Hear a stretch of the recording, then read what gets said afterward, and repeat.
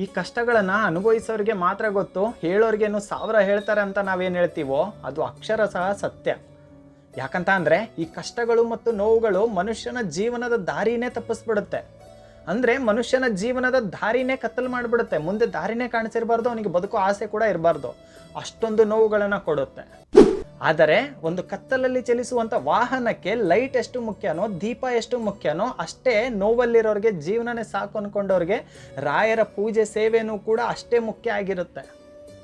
ಯಾಕಂತ ಅಂದರೆ ರಾಯರು ಕೂಡ ನಮ್ಮಂಗೆನೆ ಕಷ್ಟಗಳನ್ನು, ನೋವುಗಳನ್ನು, ಅವಮಾನಗಳನ್ನು, ಉಪವಾಸವನ್ನು ಕೂಡ ಅನುಭವಿಸಿದಂಥವ್ರು. ಇಲ್ಲಿಯ ಪರಿಸ್ಥಿತಿ ಇಂಚಿಂಚಾಗೂ ಕೂಡ ಏನಿದೆ, ಈ ಕಷ್ಟಗಳು ಮತ್ತು ನೋವುಗಳು ಮನುಷ್ಯನನ್ನು ಎಷ್ಟೊಂದು ಹಿಂಸೆ ಕೊಡುತ್ತೆ ಅನ್ನೋದನ್ನು ಪ್ರತಿಯೊಂದನ್ನು ಕೂಡ ಅರ್ಥಕೊಂಡಂಥವ್ರು, ಪ್ರತಿಯೊಂದನ್ನು ಕೂಡ ಅರ್ಥ ಮಾಡ್ಕೊಂಡಿದ್ದಾರೆ ರಾಯರಿಗೆ ಆದಷ್ಟು ಅನುಭವ ಯಾರಿಗೂ ಕೂಡ ಆಗಿಲ್ಲ ಅಂತ ಅನಿಸುತ್ತೆ. ಒಂದು ತುತ್ತು ಊಟಕ್ಕೂ ಕೂಡ ರಾಯರು ಒದ್ದಾಡಿದ್ದಾರೆ. ವೆಂಕಟನಾಥನಾಗಿರ್ಬೇಕು